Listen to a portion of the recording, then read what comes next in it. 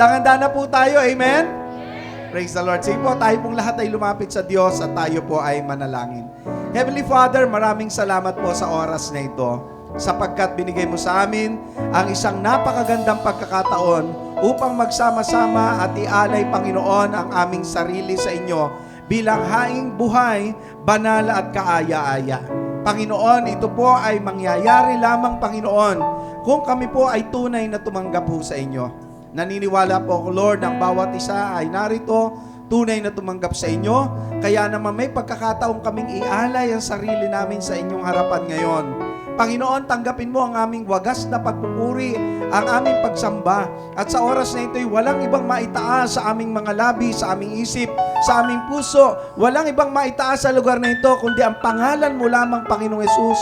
Sapagkat dito sa silo ng langit ay walang ibang pangalan na ibinigay na sukat namin ikaligtas maliban sa pangalan mo, Panginoon. Salamat po sa umagang ito. Pupurihin ka namin, dadakilain ka namin. Sa pangalan ni Jesus, ito ang aming dalangin. Lahat tayo magsabi ng Amen and Amen. Palakpakan natin ang Panginoon. Ayan, isang mapagpalang umaga mga kapatid. Tanungin nyo nga po yung katabi nyo, excited ka na ba mag-worship kay Lord? Sumagot po ba? Yung iba hindi sumagot, yung iba ngumiti lang, yung iba umis lang. Alam niyo po yung umis, yung konting ngiti lang. Ibig sabihin hindi po siya sure. Dahil po diyan ayaw niyo po sabihin, basahin ko po sa inyo yung sabi sa Matthew 18:3. Sinabi niya, katotohanang sinasabi ko sa inyo, malibang kayo magbago at maging tulad sa mga bata, kailanmay hindi kayo makakapasok sa langit. Anong relasyon po nito sa ating pag-worship? Sabi po dito, maging tulad ng isang bata. Alam niyo po, isa sa karakteristik ng mga bata, laging excited. Ano po? Isa na po dun sa example yung si Ishi. Pag may sinabi po kami sa kanya na may pupuntahan or may gagawin kami sa gantong araw, lagi na lang po may X yung calendar namin. Lagi na lang po siya nagka-countdown. At pag malapit na, hindi na makatulog. Parang alam niyo po yun yung gustong-gusto niya lagi na dumating na yung araw na yon. Isa sa nakakatuwa pong excitement na meron siya is yung every Saturday and Sunday. Pagising pa lang po niya sa umaga, tatanungin na niya, Mami, nag-text ba si Teacher Sarina? May practice ba kami ng tambourine? O si Teacher Carol, may practice ba kami ng choir?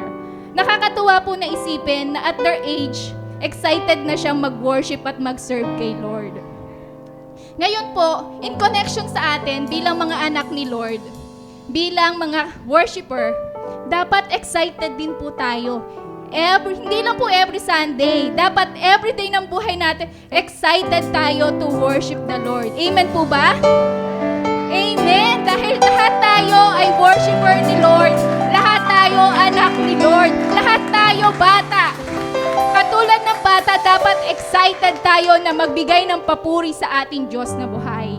Dapat lagi tayong excited na umawit, excited na makinig ng Kanyang salita, excited na pumalakpak at sumayaw para sa ating Diyos. Amen po ba? Yan. Isa po sa ginagawa ng iba para ma-internalize nila yung totoong excitement. Sinasabi po nila ng paulit-ulit sa sarili nila yon. Paari po ba natin sabihin sa ating sarili, excited akong mag-worship kay Lord? Isa pa po. Excited na po ba kayo? Mahina pa, hindi pa po excited, kulang pa. Sabihin naman po natin, excited ako maranasan ang presensya ng Diyos sa buhay ko.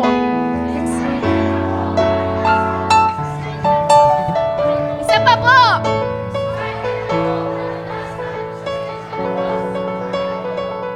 Excited na po ba kayo? Di pa rin po. Isa pa! Excited ako mag-worship kay Lord! Kung excited na, maaari ko po ba marinig ang isang malakas na amen ng mga excited na kalalakihan? Ay, hindi po, kulang. Excited po ba ang mga kalalakihan na magpuri sa ating Panginoon Diyos na buhay? Yan, ang mga kababaihan, handa na po ba kayo at excited na maranasan ang presensya ng ating Diyos? Amen! Ang mga youth at ang mga kids, excited na ba kayo to worship the Lord? Yan! Dapat po lahat tayo ay excited magpuri tayo sa ating Diyos na buhay. Amen! Dapat lagi tayo nagsasabik sa presensya ng ating Panginoon dahil ang bawat pagpupuri at bawat pasasalamat ay deserve ng ating Diyos na Diyos.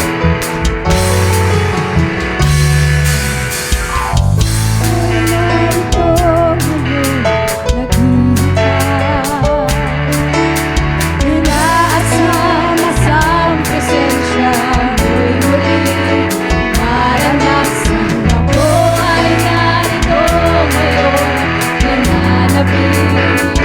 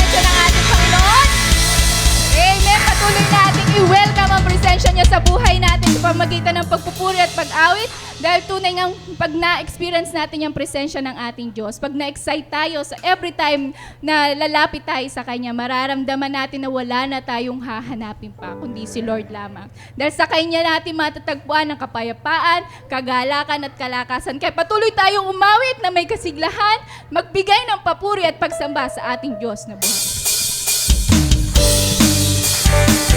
Sabayan po natin ang ganda. Bigay na natin yan kasi para naman silang kay Lord. Ngumiti po tayo habang kumakanta, habang pumapalakpak at sumasayaw sa ating Diyos.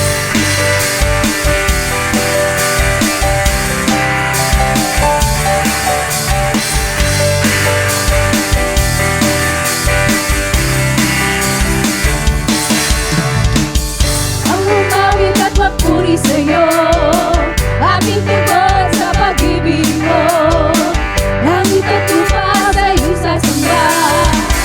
O Diyos, purihin ka, dakila kang talaga. Ikaw ang hinahanap ko sa buhay kong ito. Pag wala ka ay di makontento. Sumasok na sa'yo, sagad sa daralang kaliyaw. Tunay na nagdarama ko.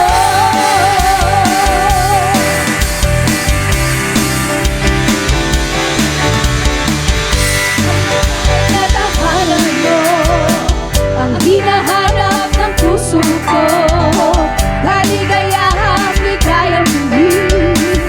Sa'yo ko lang nadama, ako'y malaya na. Ikaw ang hinahanap ko sa buhay kong ito. Pag wala ka ay di makontento. Sumasok na sa'yo, saglit sa daralang kasiyahan. Tunay na nadarama, ikaw ang hinahanap ko sa buhay kong ito. Pag wala ka ay di makontento. Sumasok na sa'yo, saglit sa daralang kasiyahan. Tunay na nadarama ko.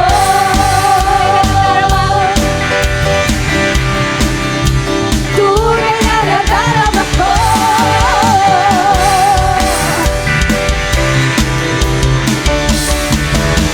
Ikaw ang hinahanap ko sa buhay kong ito. Pag wala ka ay di makontento.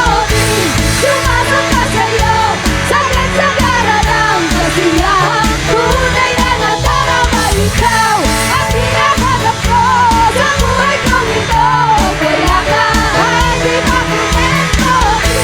Sumasok ka sa'yo, saglit sa daralang kasiyahan. Tunay na nadarama ko.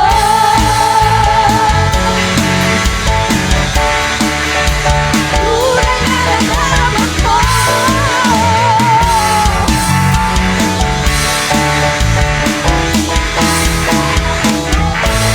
Hallelujah! Purihin natin ang ating Panginoon.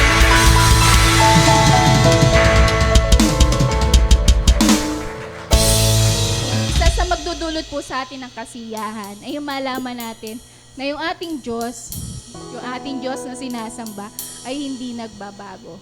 Sa lahat ng panahon, siya yung Diyos na nariyan para sa atin. Sa lahat ng pagkakataon, siya yung Diyos na nagmamahal, nag-aalaga, nagkikare sa'yo. Kasi mahalaga ka sa Kanya. Special ka sa ating Diyos. Kaya ang gusto niya, gawin din natin siya yung Diyos ng buhay natin. Siya yung una, siya yung ating sinasamba, siya yung ating pinapupurihan. Patuloy tayong umawit.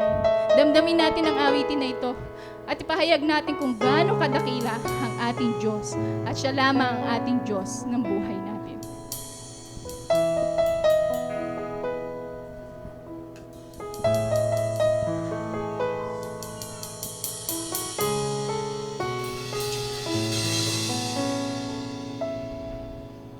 O Diyos,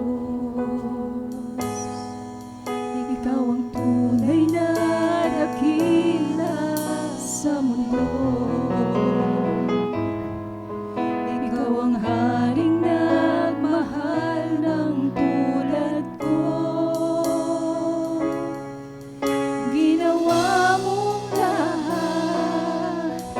pag-ibig mo ay tapat at wagas.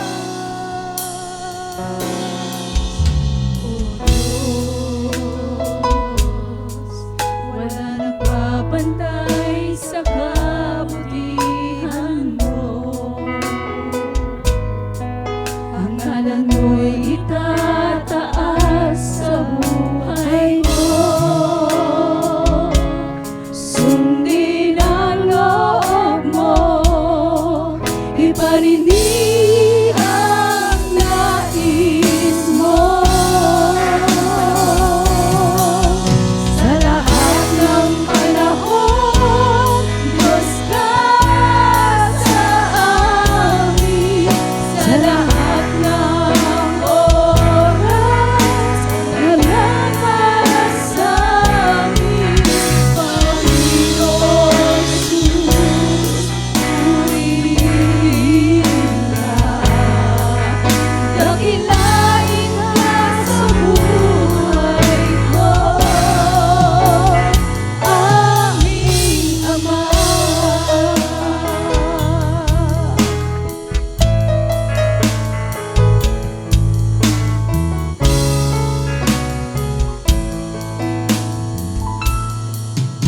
O Diyos,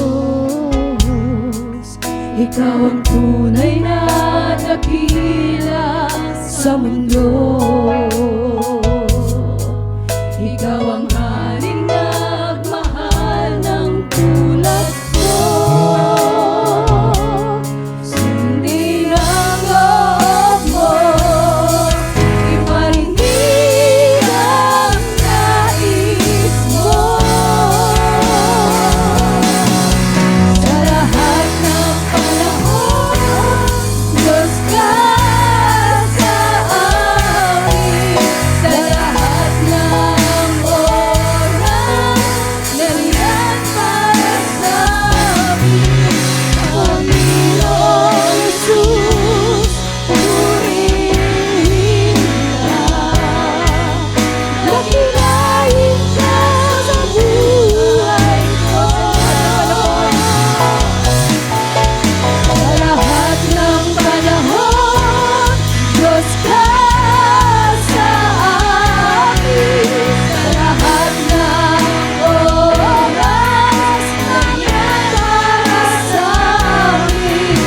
Panginoon Jesus, purihin ka. Dakilain ka sa buhay ko.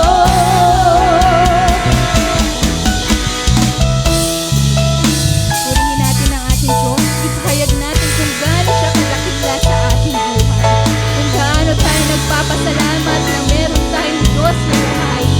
Diyos na nariyan sa lahat ng oras, sa lahat ng panahon ng ating buhay.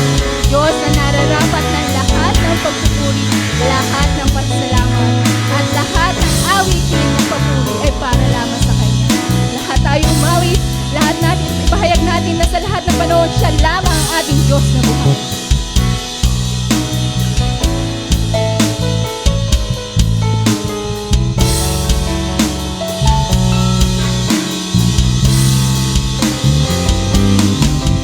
Sa lahat ng panahon, Diyos ka sa amin.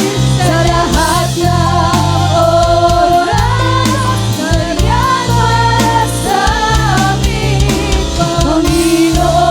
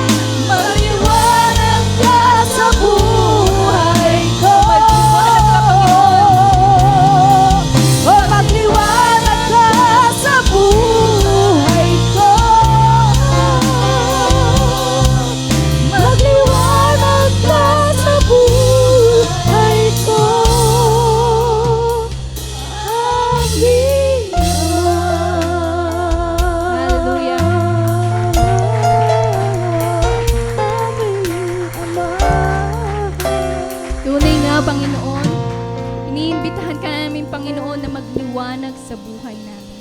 Tanggalin mo, Panginoon, ang lahat ng balakid, lahat ng maling isipan, lahat ng maling kalooban, Panginoon, para hindi kami makapagpuri ng tapat sa iyo, Panginoon. Patuloy kaming sasamba, dadakilain namin ang iyong pangalan.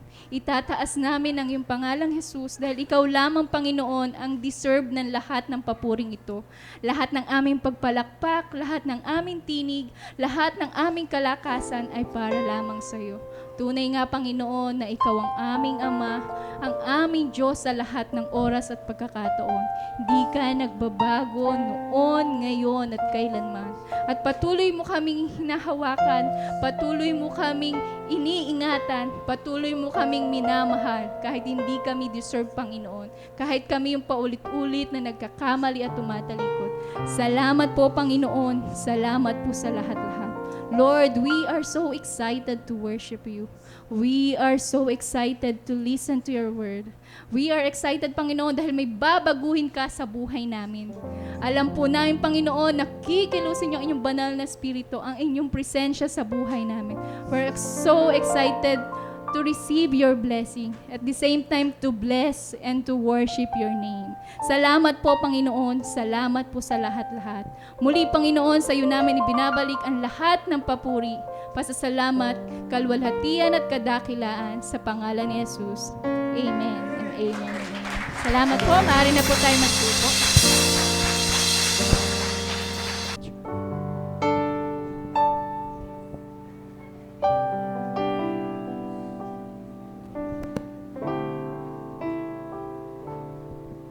Siyasatin mo, Jesus, ang puso ko sa kasalanang nagawa laban sa'yo. Nagtatapat, sumasamo, dumudulog sa harap ng banal mong trono. Siyasatin mo, Jesus, ang puso ko sa kasalanang nagawa laban sa'yo. Nagtatapat,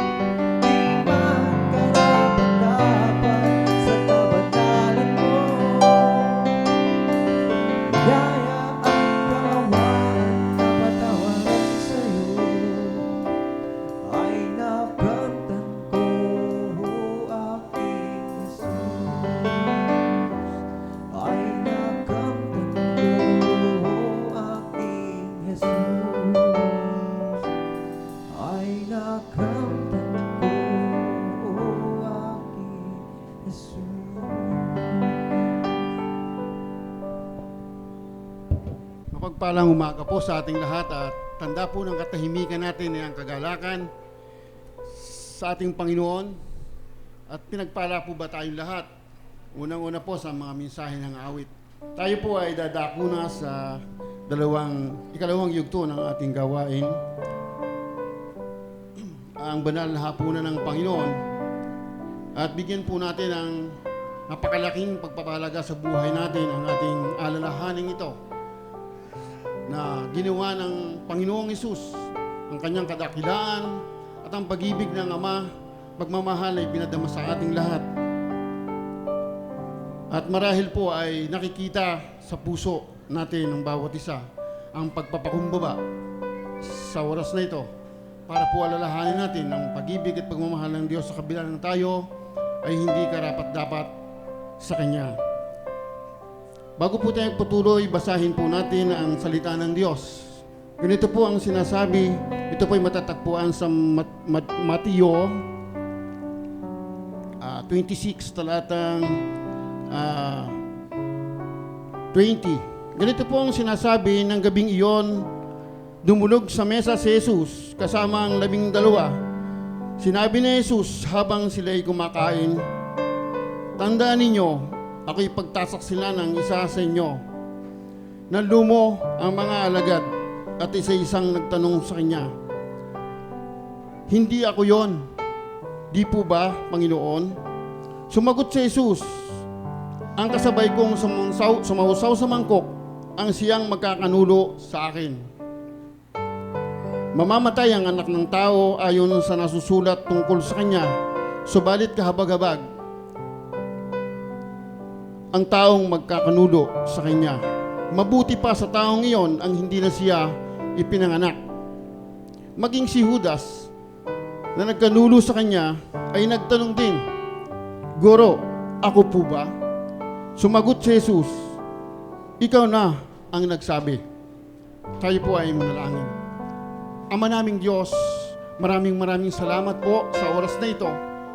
Nakikita niyo po, Panginoon, ang bawat puso namin na kami po, Panginoon, ay nagpapakumbaba. Kami po, Panginoon, ay hindi karapat-dapat sa inyong harapan.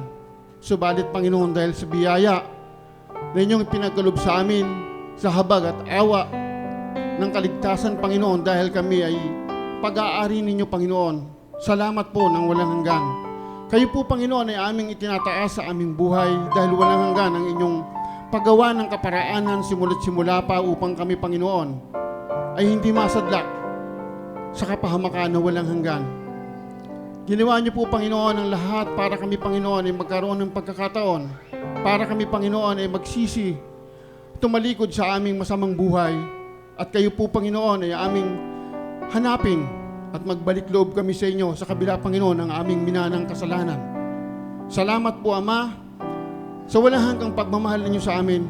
At ito po, Panginoon, ay amin pong naunawaan sa inyong biyaya rin na kami, Panginoon, ay inyong hinirang at tinawag sa mundong ito. Sa karamihan, Panginoon, ng kaluluwa na narito sa mundong ito. Maraming salamat po. Kami po, Panginoon, ay una niyong pinili upang kami po, Panginoon, ay maging kasangkapan ng mga iniwan ng inyong bugtong na anak na gawain upang kami, Panginoon, ay maging buhay na patutuo. Buhay na tagasunod sa mundong ito, upang ang lahat ng inyong nilikha ay maabot, Panginoon, ang inyong biyaya. Salamat po, Ama, sa kalayaan ng bawat isa aming narito. Una sa labas na hindi namin kapiling na sila po, Panginoon, ay nagsisikap na mumuhay na kayo po, Panginoon, ang itinataas at kayo po, Panginoon, ang pinararangalan. Patuloy niyo po, Panginoon, kami nawa nakahabagan at patawarin sa aming mga pagkakasala upang lahat po, Panginoon, ang aming gagawin na tungkol sa inyo, Panginoon, ay magkaroon ng kabuluhan sa mga taong nakakasaksi sa inyong aral at turo sa banal na kasulatan na amin po, Panginoon, pinagsisikapan na tupadin sa aming buhay. Naudyok, Panginoon, ang aming pag-ibig at pagmamahal sa inyo. Hindi man po, Panginoon, kami karapat-dapat sa oras na ito, patawarin niyo po, Panginoon, kami. At pagpalain niyo po, Panginoon, ang bawat isa sa amin na kami po, Panginoon, ay makasumpong ng tunay at lalim ng inyong katuruan at ng inyo po, Panginoong, layunin sa bawat isa amin kung kaya nga't kami inyong tinawag. Salamat po, Panginoon, sa mga mensahe ng awit na siyang nagpapalakas at nagbibigay ng pag-asa sa amin. At sa mga simbolo, Panginoon, na ito na aming tatanggapin, pagpalain niyo, Ama. At bigyan niyo po, Panginoon, kami ng kaunawaan at patuloy na puso na handang magsuko, Panginoon, sa inyo ng buhay upang lahat po, Panginoon, na sumasagabal sa aming paglilingkod at pagdidesisyon na kami, Panginoon, ay maging kagamit-gamit sa inyo, Panginoon, ay bitiwan na namin. Kundi pagkus, Panginoon, sa pamamagitan ng mga simbolo na aming inaalaalang ito, maalaala po namin ang kami bahagi ng inyong katawan. Na kami po, Panginoon, ay iisa ang nais at layunin na yun po yung katuruang iniwan niyo sa amin. Tulungan niyo po, Panginoon, na kami na maging malakas upang dahil po sa pag-ibig na hindi po, Panginoon, sa mapapagkunwari at mapagpaimbabaw na paglilingkod, ay gawin namin ito dahil sa mahal namin kayo, Panginoon, sa pagtupad ng inyong mga turo. Tunay nga po, Ama, ng inyong katawan na naggutay-gutay doon sa krus, kami po, Panginoon, ay nag-aalaala ngayon na ito ay bahagi kami para, Panginoon, kami maging isa sa layunin. At kami ay maging kagamit-gamit na kayo po, Panginoon, ang makita sa buhay namin. Maging sa dugo, Panginoon, sa simbolo ng dugo na naritong tatanggapin namin. Kami po, Panginoon, ay isang mga buhay na mananampalataya at buhay na patutuo, Panginoon, dahil nababahiran kami, Panginoon, ng inyong dugo. At ngayon po, iaalalahanan namin ito, pagpalaan niyo nawa po, Panginoon, kami. At patuloy niyo pong pagdapatid sa aming buhay sa inyong harapan ngayon. At sa amin pong pagpapatuloy ng gawain, patnubayan niyo po, Panginoon, kami, Ama. Ito po ang aming samot dalangin sa pangalan ni Jesus. Amen. Habang sila'y kumakain, dumampot si Jesus ng tinapay at matapos magpasalamat sa Diyos, ay pinagati-hati niya iyon, ibinigay sa mga alagad at sinabi, kunin ninyo ito at kanin. Sabay-sabay po nating kanin.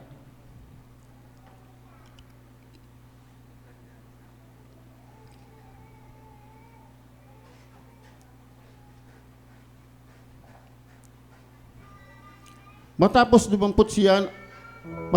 dumampot siya ng kopa, magpasalamat sa Diyos. Dumampot siya ng kopa. Sinabi niya, uminom kayong lahat nito, sapagkat ito ang aking dugo, pinagtitibay nito ang tipan ng Diyos. Ang aking dugo ay mabubuhos para sa kapatawaran ng kasalanan ng marami. Sabay-sabay po natin kanin ang simbolo ng dugo.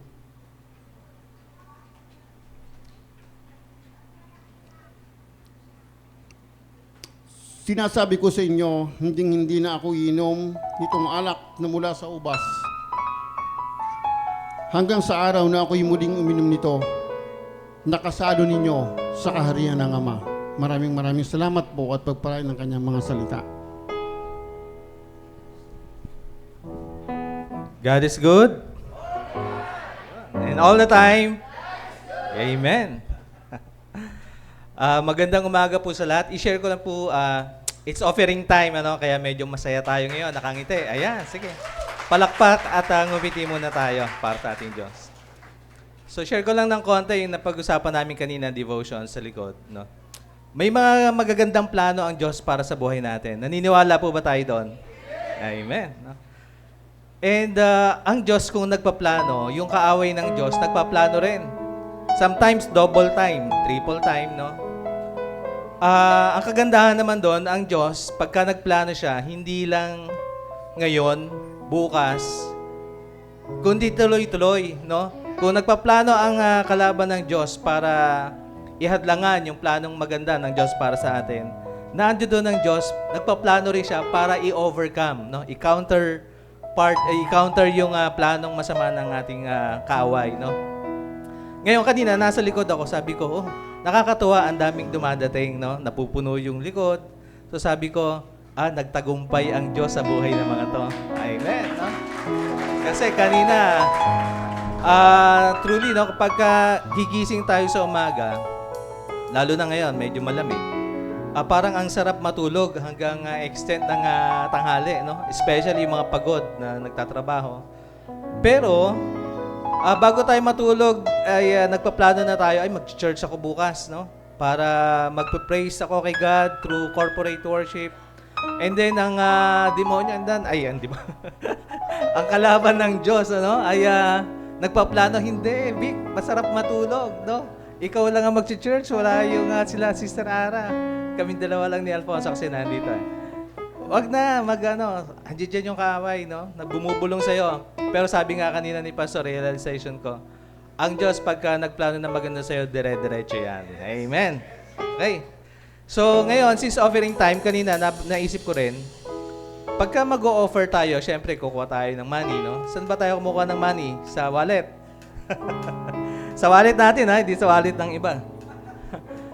Pagbukas ko kanina, sabi ko, parang may kumuha ng ano ko, Pero wala naman, no? Ibig sabihin, expenses.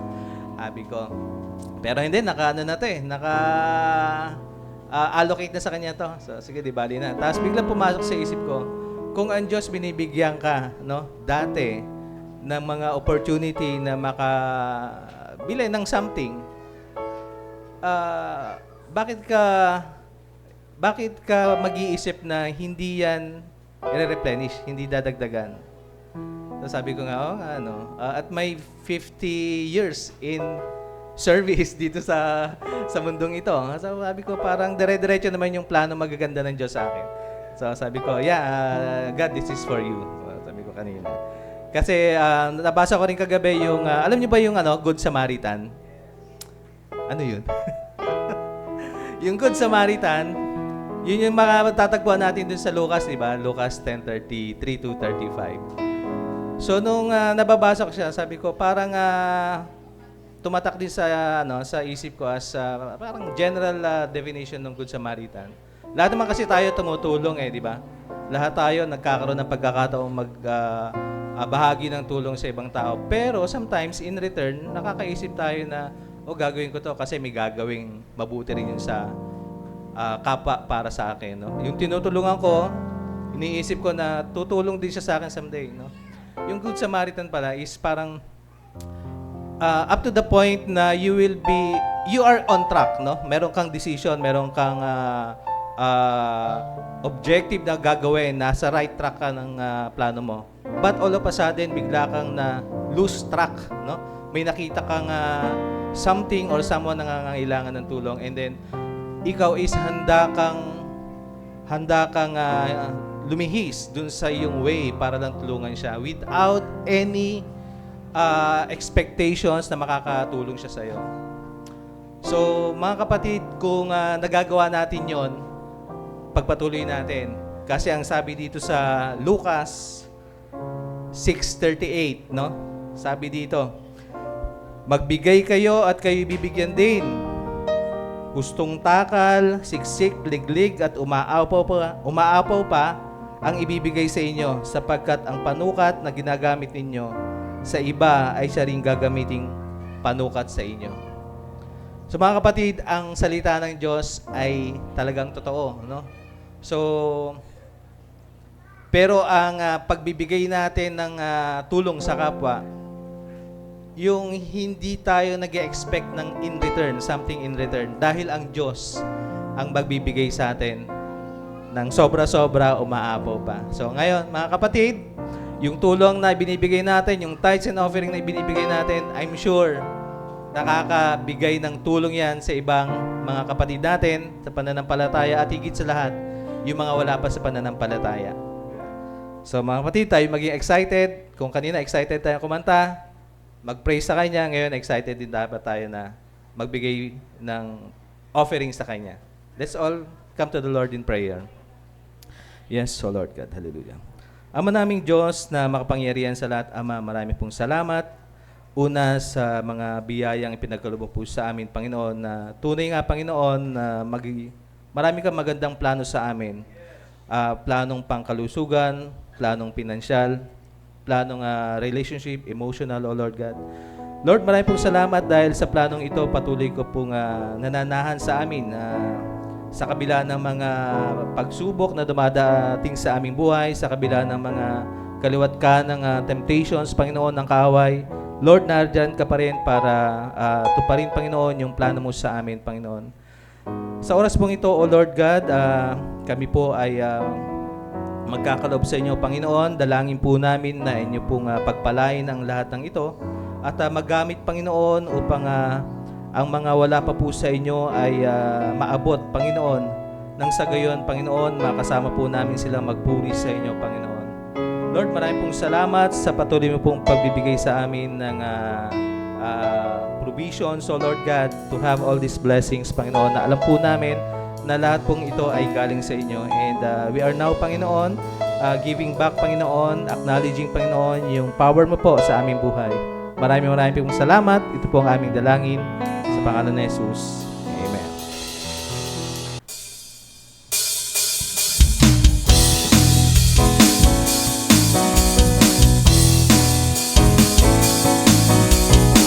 Yan, announcement din daw po para meron daw po special offering yung mga kababaihan after na ating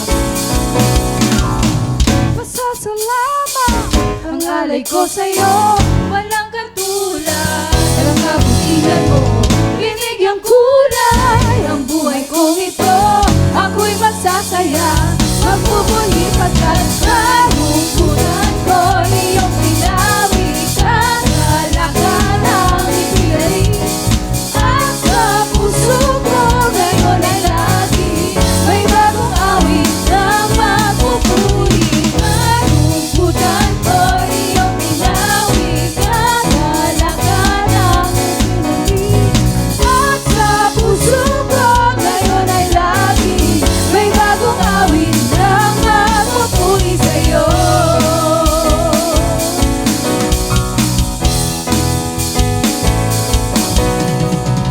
Pasasalamat ang alay ko sa'yo, walang katulad ang kabutihan mo. Binigyan kulay ang buhay kong ito. Ako'y magsasaya, magpupuli pagkat kalungkutan ko. Iyong pinawi, kadalakan ang ipinali. At sa puso ko ngayon ay lagi may bagong awit ng magpupuli. Kalungkutan ko, iyong pinawi, kadalakan ang ipinali. At sa puso ko ngayon ay lagi may bagong awit ng magpupuli sa'yo. Yan, iniimbitahan ko po ang lahat na tumayo at sama-sama tayo magpasalamat, mag-alay ng pasalamat para sa ating Diyos sa buhay.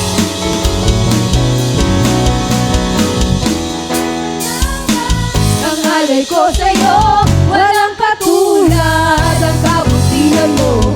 Binigyan kulay ang buhay kong ito. Ako'y magsasaya, magpupuli magkakalungkutan ko. Iyong pinawi, kadalakan ang ipinali. At sa puso ko ngayon ay lagi may bagong awit ng magpupuli. Kalungkutan ko, iyong pinawi, kadalakan ang ipinali. At sa puso ko ngayon ay lagi may bagong awit ng magpupuli sa'yo.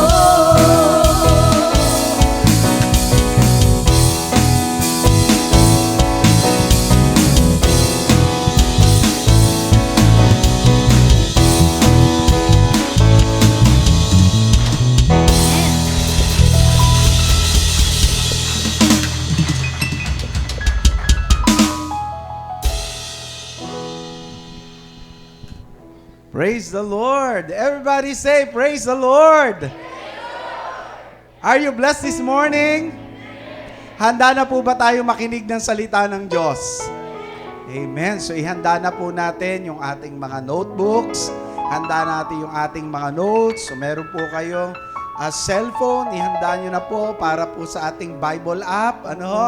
Maghanda tayo sa pag-aaral ng salita ng Diyos. Kasi minsan pa tayo po ay kakain ngayong umaga, magpipiesta tayo sa salita ng Diyos para higit pong lumusog ang ating mga espiritu. Amen po ba?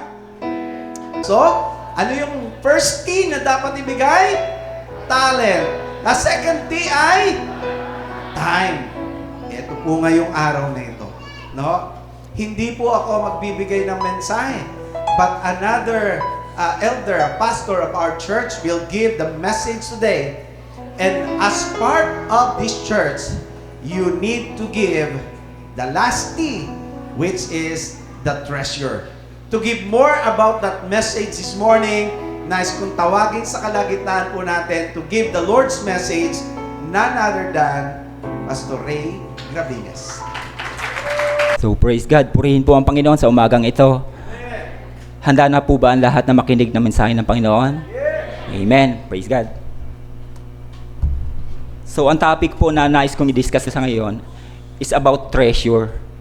Ito po ang pinaka-last 3 na pwede nating i-offer kay Lord. Yung una, ang talent, ino-offer natin. Kung anumang talent meron tayo, pwede natin gamitin sa ministry na pwede natin gampanan. Maging ang time, magkaroon tayo ng time sa magawain sa Panginoon. Ito naman po ang treasure. Pag sinabi po ang treasure, ano po ba ito?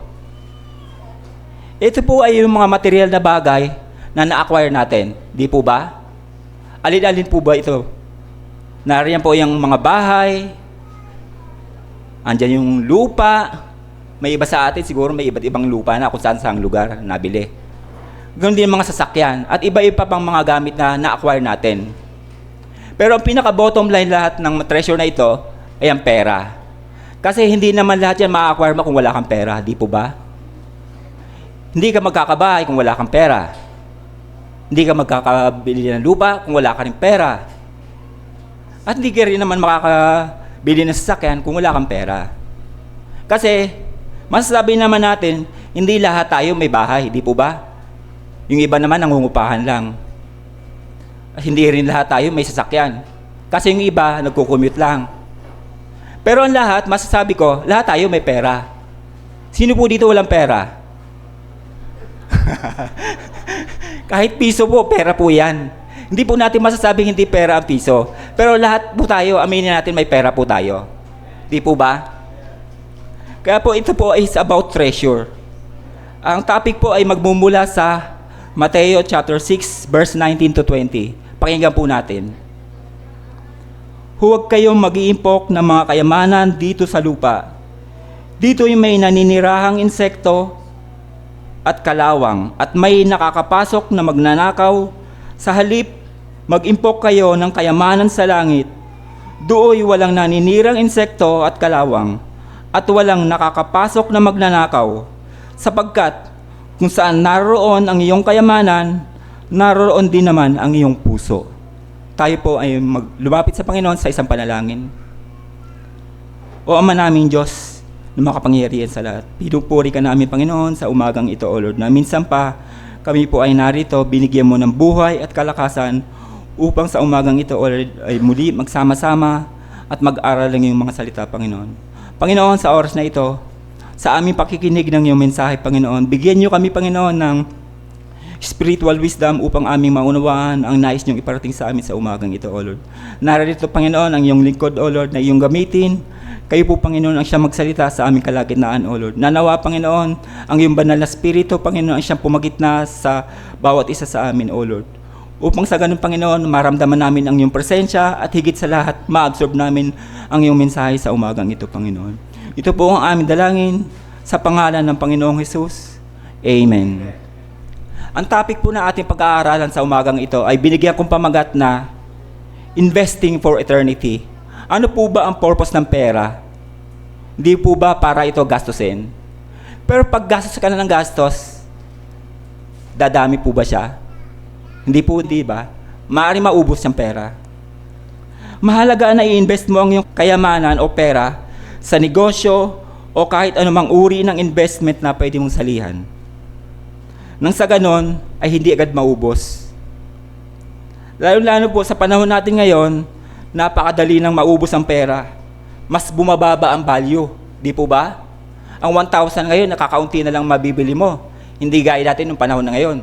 Ay, panahon dati at sa ngayon. Lalo-lalo sa bigas. Ang kilo ng bigas ngayon, napakataas na.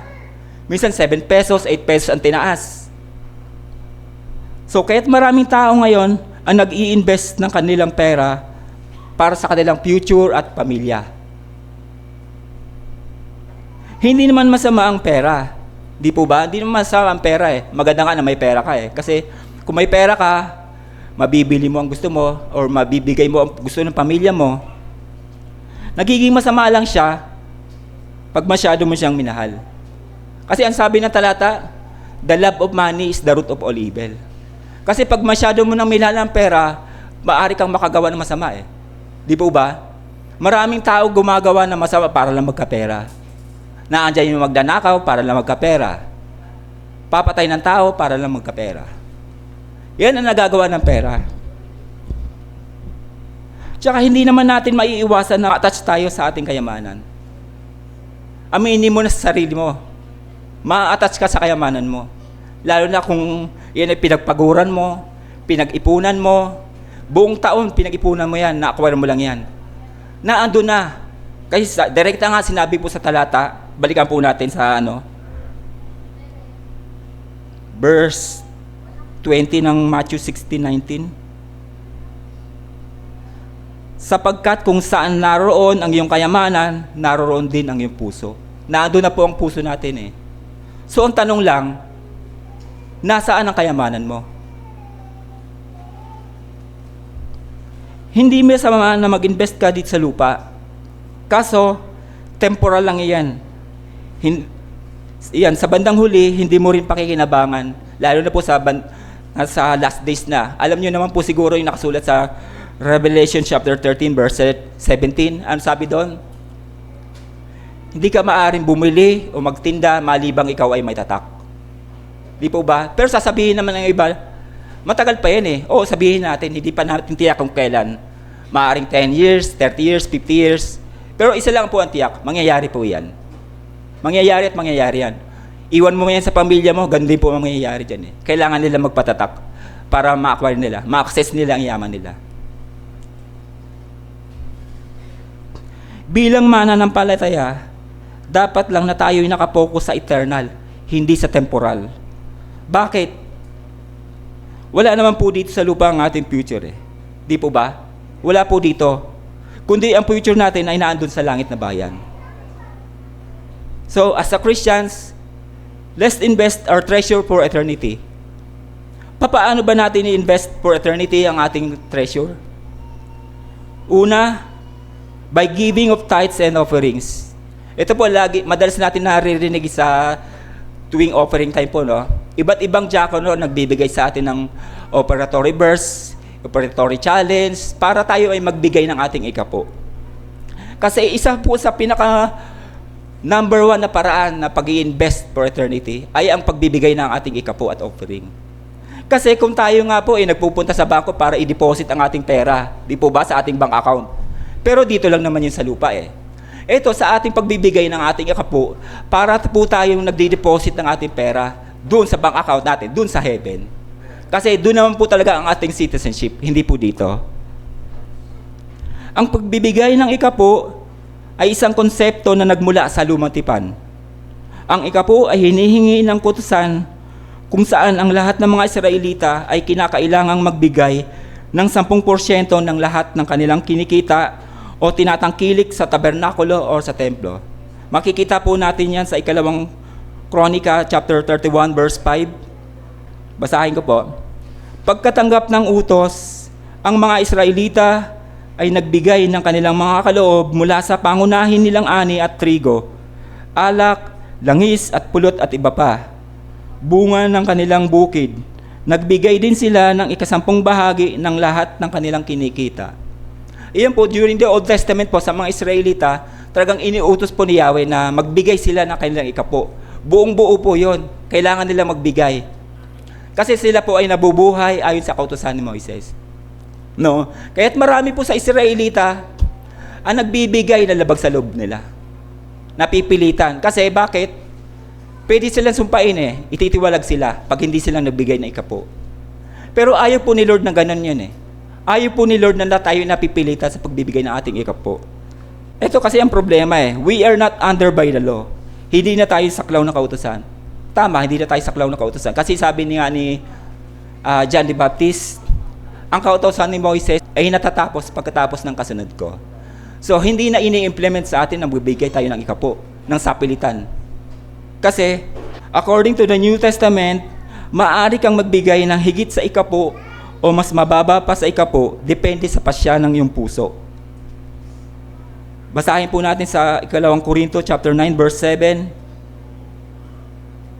Ang bawat isa ay dapat magbigay ayon sa sariling pasya, maluwag sa loob at di napipilitan lamang. Sapagkat iniibig ng Diyos ang kusang nagbibigay ng may kagalakan. Yun po ang nais ng Diyos. Yung kusang pagbibigay, yung hindi ka mapipilitan. Pwede mong ibigay ng buo-buo ang iyong ikapo, pwede namang mas mababa, depende po sa pasya ng iyong puso. Kasi nais ng Diyos na maging masaya ka pag nagbibigay ka. Ayaw niya yung napipilitan ka lang. Gaya po sa atin, tayo nagbabayad na po na tayo ng tax, di po ba? Lalo yung mga empleyado, automatic nakakaltas yan sa sahod nila yung tax eh. Kahit gusto mo mang hindi magbayad, pero kailangan mo magbayad. Kasi mape-penalty ka eh. Ang layunin ng Diyos sa pagbibigay ng ikapo ay pangsaganahin ka. Iyan ang pangako niya. Mababasa po natin sa Malakayas 3, chapter 3, verse 10. Ito po, madalas natin ito naririnig sa Operatory Challenge eh. Yung Malakayas na ito eh. Kasi naandito po yung promise ni Lord eh. Basahin po natin. Dalhin ninyo ng buong buo ang inyong mga ikasampung bahagi sa tahanan ng Diyos upang matugunan ang pangangailangan sa aking tahanan. Subukin ninyo ako sa bagay na ito kung hindi ko buksan ang mga bintana ng langit at ibuhos sa inyo ang masaganang pagpapala. Sasabihin ng iba, Old Testament yan eh. Pero sasabihin ko nun, applicable pa rin naman yan sa atin, hindi po ba? Kahit naman yan galing sa Old Testament, sasabihin ko, kasi ang konteksto po ng talatang yan, hindi naman po nagbabago eh. Ang Diyos na nangako sa Israelita, dyan sa talatang yan, ay ang Diyos natin sinasamba natin ngayon. Hindi po siya nagbabago. Kung dati kaya niyang pasaganahin ang mga Israelita pag nagbigay sila ng ikapo, ganoon din sa atin. Iyan po ang layunin ng Diyos, na hindi ka pagkulangin pag nagbibigay ka ng ikapo, kundi mas ma-receive mo yung abundant blessing na pangako niya. Kasi minsan siguro idadahilan ng iba, mahirap i-compute eh, yung 10% eh. Mahirap po ba i-compute? Siguro kung dadaan ka sa proper equation, napakahirap i-analyze po, hindi po ba? Yung pinaka-equation ng pagkuha ng 10%, na andyan yung multiplication by fraction, mas pinadali po yun eh. Pero may mas madali pa po eh. Kasi marami ng simple tricks eh. Halimbawa, simple fraction. Gamit ng multiplying fraction is 10 over 100 times 360 over 1. Paano mo kukunin yung 10% nun, ng 360? Multiply mo yung numerator sa and then denominator and then divide. Pero nakakagulo, hindi po ba? Naganda over na eh. Pero may mga shortcut po tayo na ginagawa para lang makompute yung 10% eh. Na andyan yung tanggalin mo lang yung last digit, okay na, yun na 10% nun. Halimbawa po, 1,000. Alisin mo yung last digit, 100. Yun na 10% nun. Ito kasi mahirap sa ikapo eh.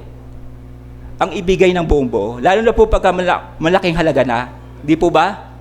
Ang 10% po ng 1,000 is magkano? Di pa po 100? Madali po bang ibigay? Madali. Di po ba? Kasi 100 lang eh. Minsan nga ito todo mo pa, gagawin mo 120, 150, todo na. Dadagdagan mo pa. Eh kung sabihin natin 10,000, sumahog ka ng 10,000, magkano ikapo nun? 1,000 na. Kaya mo bang bitawan yan? Siguro mag-iisip ka, ay teka lang, marami akong babayaran pala ngayon eh. Di po ba? Ganon. Kaya nga sabi po ni Lord dito eh, subukin ninyo ako sa bagay na ito. Lalo na sa pagdating sa malaking halaga. Kasi doon tayo nasusubok eh. Minsan nakatingin tayo sa hawak na natin eh. Hindi tayo nakatingin sa bagay na paparating pa lang. Di po ba? Dapat nakapokus tayo sa bagay na doon tayo nakapokus kay Lord, hindi sa bagay na hawak na natin. Kasi ang source ng blessing ay si Lord. Ang pagbibigay ng kaloob o ikapo ay nararapat na ibigay ng may kasiyahan at pagpupuri sa Diyos. Dapat po talaga ibinibigay natin ng may kasiyahan ang ating ikapo bilang ating investment for eternity. Ito po, pangalawang investment for eternity, Giving to the poor or needy. Pagbibigay sa mahihirap or sa nangangailangan. Basahin natin ang Mateo chapter 19 verse 21. Sumagot si Jesus, kung ibig mong maging ganap, ipagbili mo ang lahat ng iyong ari-arian at ipamahagi sa mga mahihirap ang pinagbilhan at magkakaroon ka ng kayamanan sa langit. Pagkatapos, bumalik ka at sumunod sa akin. Isa pong paraan ng pag-i-invest natin for eternity kung tayo po ay nagbibigay sa mahihirap. Bigyan ko lang po kayo ng background dito po sa talata sa Matthew chapter 19, verse 16 to 20 kasi nagmumula po ito sa verse 16. May lumapit po kasi isang binata kay Jesus. Sabi po sa kanya, Guro, ano po bang kabutihan ang pwede kong gawin para magkamit ako ng buhay na walang hanggan?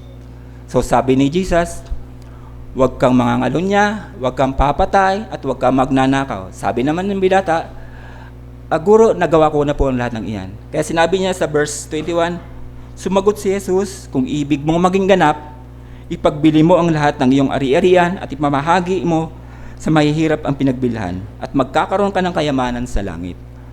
So ano po naramdaman ng binatang ito nung sinabi ng Panginoon na ibigay mo ang iyong kayamanan sa mga mahihirap? Kung itutuloy po natin pagbasa dito sa verse 22, when the young man heard this, he went away sad because he had great wealth. Nalungkot po siya nung sinabi ng Panginoong ito sa kanya na ipamigay mo sa mahihirap ang kayamanan mo. So nalungkot siya. Kasi nga, hindi niya kayang isakripisyo yung kayamanan niya, pinaghirapan niya, pinagpaguran niya, tapos ibibigay lang niya sa mahihirap, ganun-ganun lang yon. So umalis siya. Kaya sabi ng Panginoon sa verse 23, then Jesus said to his disciples, I tell you the truth, it is hard for a rich man to enter the kingdom of heaven. Sige po, tuloy po natin verse 24. Again, I tell you, it is easier for a camel to go through the eye of needle than for a rich man to enter the kingdom of God. Yun po sinabi po ng Panginoong Hesus, napakahirap sa isang mayaman makapasok sa kaharian ng langit. Mas madali pang makapasok ang kamelyo sa butas ng karayom. Biruin mo, ganun kahirap kasi ganun kalaki ang kailangan niya isakripisyo buong kayamanan niya. Kaya nalungkot siya yung binatang ito. So, hindi naman sinabi na imposible makapasok ang mayaman, pero mahirap. Mahirap kasi kailangan mong isakripisyo.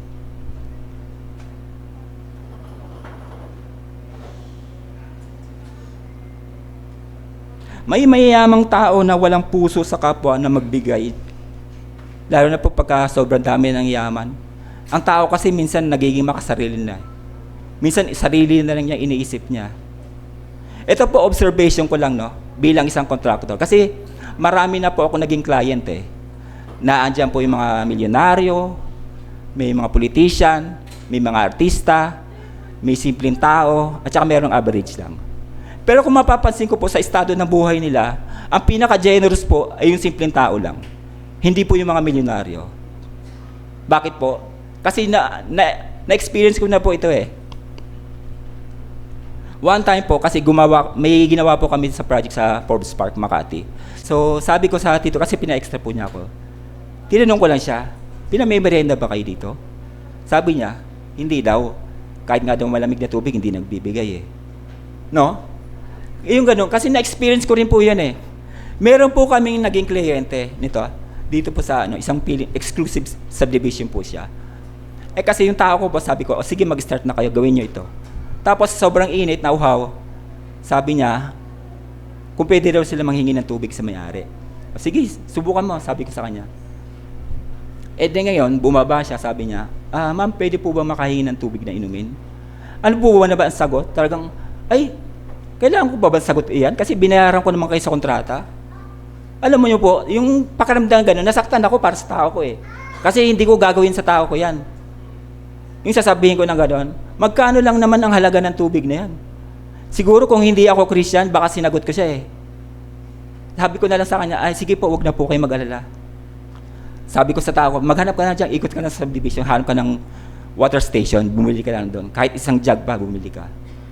No, tapos pumasok po yung may-ari. Kasi parang ang dating noon malaking kabawasan para sa kanya yung tubig na yung pagbibigay na ng tubig inumin. Pumasok po siya, tapos maya-maya po, nagbigay ng tubig nga. Siguro, nadadaplisan yung pride niya dahil sa sinabi ko. Pero ang point lang dito, mas naging mahirap siya sa inasta niya. Kasi, sa halaga lang ng tubig na yon, hindi niya kayang ibigay. Ganun ba kamahal yon? Pero hindi naman kami nag-expect na bigyan niya kami. Kasi nga, sagot ko eh. Kasi kung ano kailangan ng tao, kailangan sagot ko. Di po ba? So, yun lang. Kaya doon ko nasabi na kung sino pa ang simpleng tao, siya pa ang mas generous na magbigay eh. Kung sino pa ang mayayaman, siya pa ang nagiging madamot. Kasi ang puso nila naandun na sa kayamanan nila eh. Kumbaga takot silang mabawasan. Alam mo po kung sino pinaka-best example dito sa Bible na nag-offer ng kanyang kayamanan? Si Zacchaeus. Kilala niyo po ba si Zacchaeus? Di po ba isa siyang tax collector? Nung na-meet po niya si Jesus, nabalitaan niya na paparating si Jesus, talagang excited siya na ma-meet si Jesus eh. Ang ginawa niya, kasi maliit po siyang tao eh, umakyat siya po siya sa puno para mapansin siya kagad ni Jesus. E di napansin siya ni Jesus, sabi ni Jesus, bumaba ka dyan sa Zacchaeus, pupunta ako sa iyong bahay.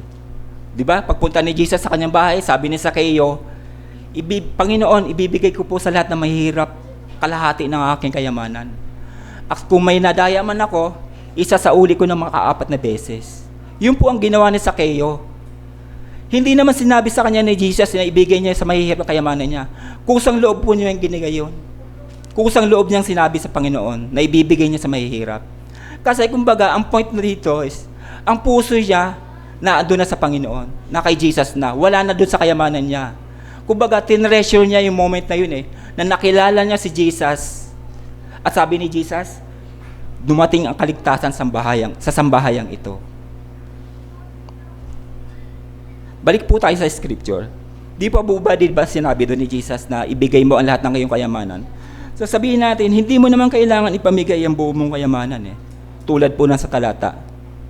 Sa pamamagitan lamang pagbibigay ng limos, sino po ba nito nang napaglimusan na? Siguro po lahat naman po tayo, hindi po ba nakaranas na may manlimos sa atin? Kasi ang pagbibigay ng limos o altruismo, ang pagbibigay ng limos na sa mahihirap ay kadalasang itinuturing bilang isang altruistikong kilos. Nilikha ang salitang altruismo ng pilosopong Pranses na si Auguste Comte sa wikang Pranses, altruisme, bilang kabaligtaran ng pagkamakasarili. Hinango niya ito mula sa altrui sa Italiano, na nakuha naman mula sa alteri sa Latin na nangangahulugang kapwa o ibang tao. Ayun po yan sa Wikipedia. Tanong, may nanghingi na ba ng limos sa inyo? Binigyan niyo po ba? Siguro may ilan na nagbigay or minsan may iba naman nag-isip. Kasi sabi, maariing tinututulan ng ating batas ang paghingi o pagbigay ng limos ayon sa DSWD ay labag sa batas base sa Presidential Decree PD number 1563 o ang Anti-Mendicancy Law na nagbabawal sa paghingi o pagsolicit ng mga charitable donations sa mga mahihirap at iba pang religious organizations sa kalsada. Yun po, pinagbabawal po kasi ng ating batas yan. Kaya meron sa atin na hindi nagbibigay ng limos kasi nga yan iniisip nila yung batas na yan. Hindi po ba? Kasi iniisip nila, maaaring mag-abuso yung taong yan eh. Maaaring gamitin lang niya sa masama. Hindi naman natin maaalis eh, yung mga nanlilimos eh. Hindi rin naman natin pwedeng i-justify na lahat ng nanghihingi ay abusado. Kasi taliwas po yan sa sinabi ni Jesus eh. Sabi ni Jesus, nung ako'y walang matuluyan, di mo ako pinatuloy. Nung ako'y walang makain, di mo ako pinakain. Kahit ano man ang gawin mo sa iyong kapwa, sa Diyos mo yun yung ginawa. Kung ang kapwa mo pinagkaitan mo ng tulong, ang Diyos ang pinagkaitan mo ng tulong.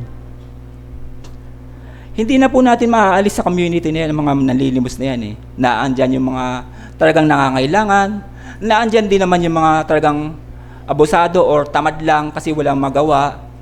Andyan din naman yung mga adik, masamang tao, na ginagawa lang yung malimos. Siguro ito po kasi ang dahilan eh. Sa pagbibigay po kasi ng limos, maaari di tayo makaiwas sa di magandang pangyayari. Siguro po nabalitaan niyo naman po yung dati sa balita, no? Yung babae na pinaglimusan, hindi po niya binigyan ng limos yung lalaki. Ano po ang ginawa sa kanya? Sinaksak po siya sa leeg. Ganun kalala ang nangyari sa kanya. Pero bakit?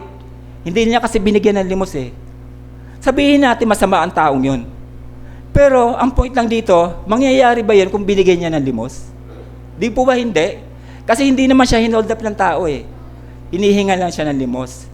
Nataon lang na andun siya sa masamang taong yun. Pero naproteksyonan po ba siya ng batas na yon? Yung nagbabawal sa pagbibigay ng limos? Hindi po siya naproteksyonan.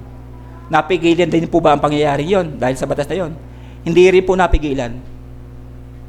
Ito rin po ang magiging dahilan. Kaya minsan kailangan natin magbigay ng limos para makaiwas din po tayo sa masama ang pwede mangyari sa atin. Katulad nga po nangyayari sa babaeng ito. At isa pa, dapat ang purpose kasi natin, makatulong sa Kanya. Hindi yung, kung saan man niya gagamitin yon, hindi na natin pananagutan yan. Pananagutan na yun sa Panginoon. At least, ginawa mo yung responsibility mo, nagbigay ka ng tulong sa abot ng iyong makakaya. Hindi yung tinanggihan mo lang. Di po ba? Ito rin po, isa po halimbawa, yung pagbibigay po natin sa mga park attendant. Siguro po kahit sa ang gusali ngayon, magpunta ka, mag-park ka, merong mga park attendant po ngayon, di ba, na naniningil.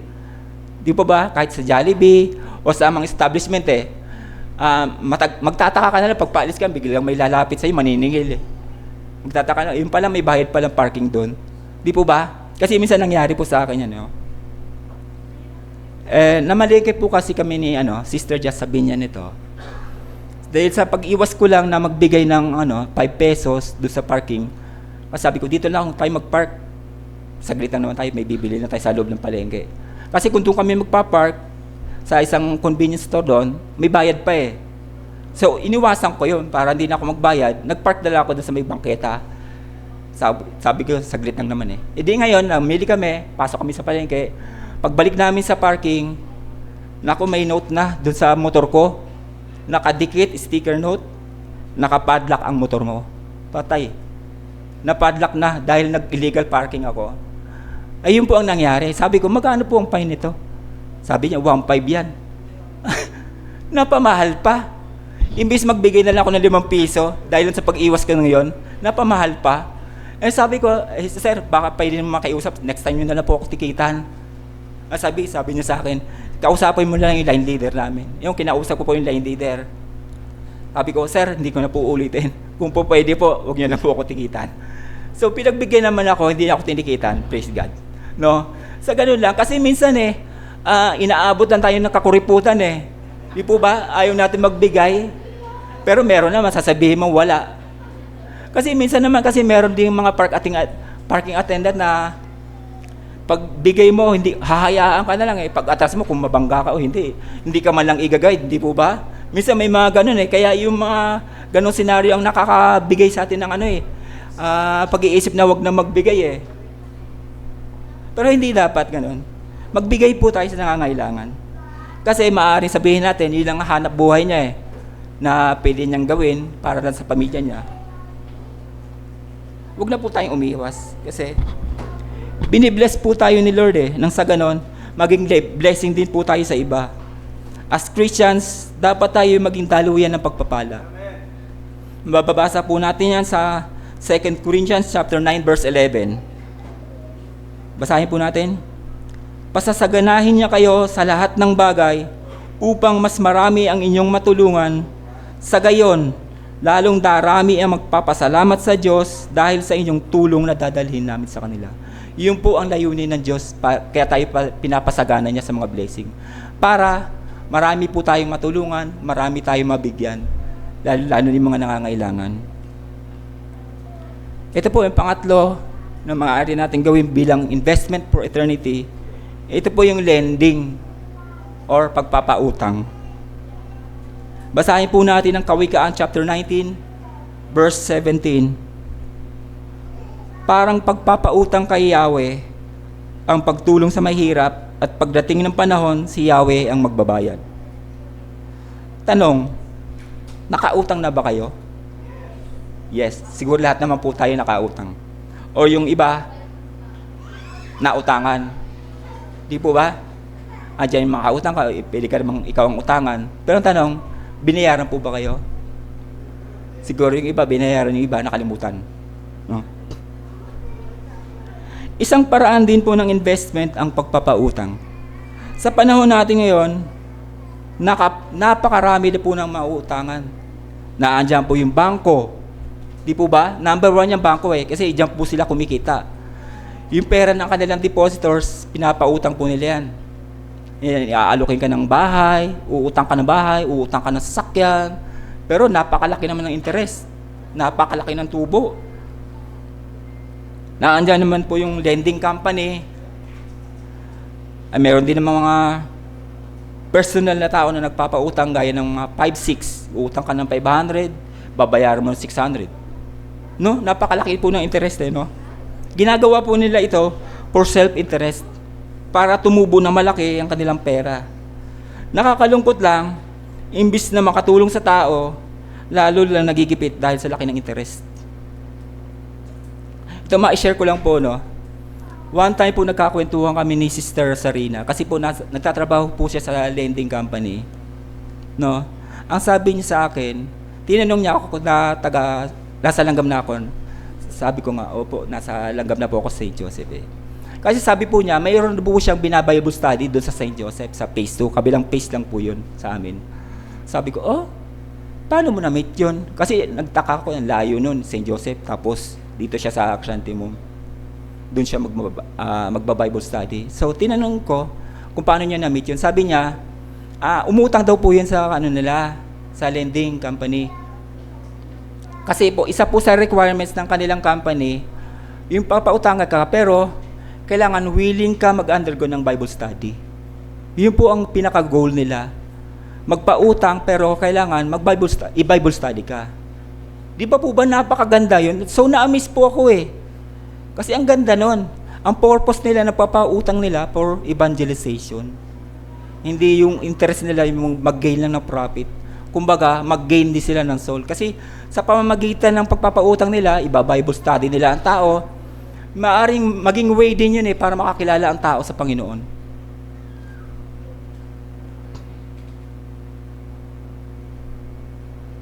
At saka, meron naman din pong tao na pagkatapos mangutang, bigla naman po nagkakaroon ng amnesia. Naka-experience na po ba kayo ng ganon? Nagkaroon ng amnesia? Nautangan kayo, tapos bigla na nakalimutan na may utang pala sa inyo? Nakasalubong mo, parang wala lang, no? Di po ba? Minsan may mga ganon tao Nakakalungkot lang.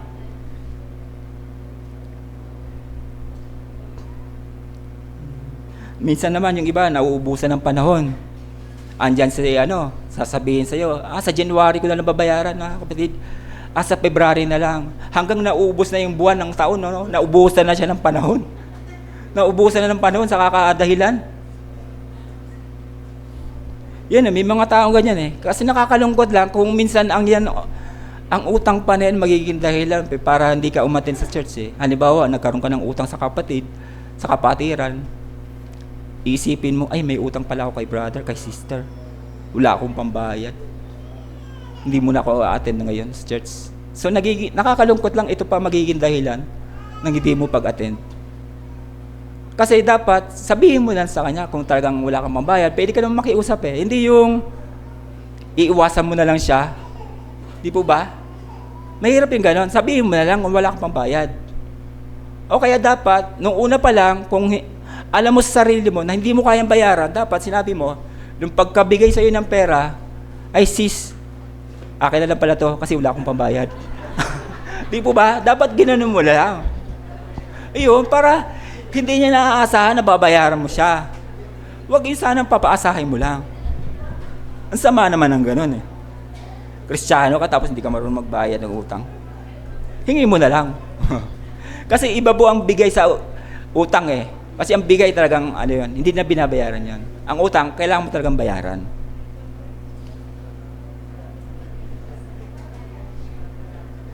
Dapat maging intensyon natin sa pagpapautang ay makatulong sa kapwa, hindi yung pansariling interes lang na Sa ganon, makakapag-impok tayo ng kayamanan sa langit.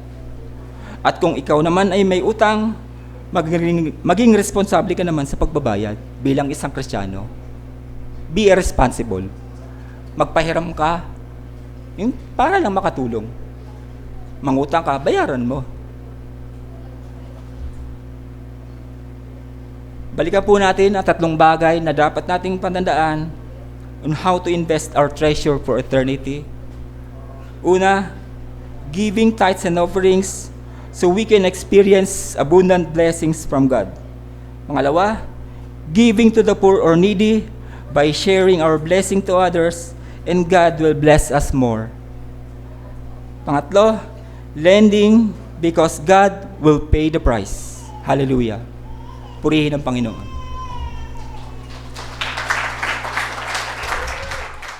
There you go, mga kapatid. If you are a member of the church, again, you have to share your talent, your time, and your... Ang tanong ko po, sinishare mo ba yon?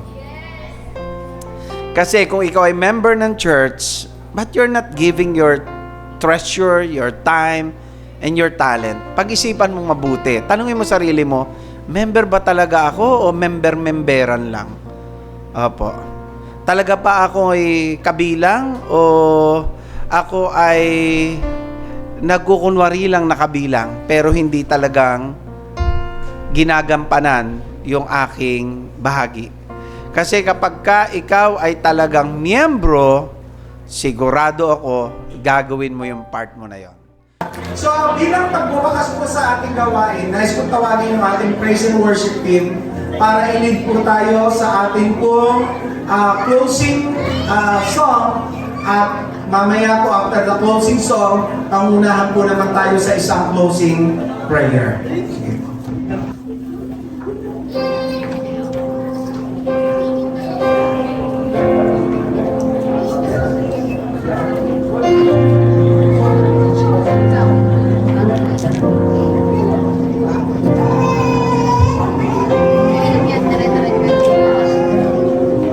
Naiyak po natin ang lahat ng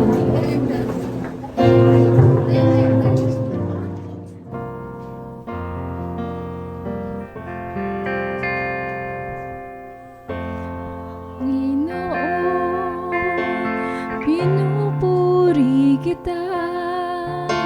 Ako'y naririto upang sambahin ka. Magpakailanman itataas kita. Sa aking buhay, ikaw ang Diyos, O Panginoon. O Panginoon,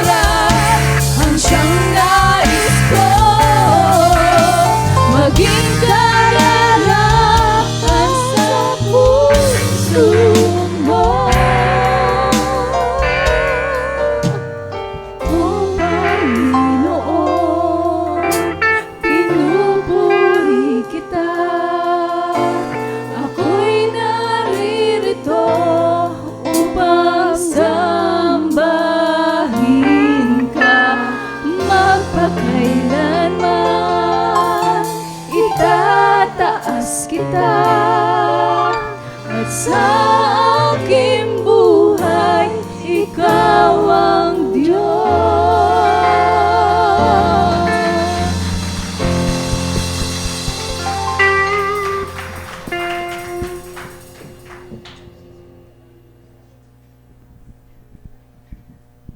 Tayo po ay manalangin, mga kapatid.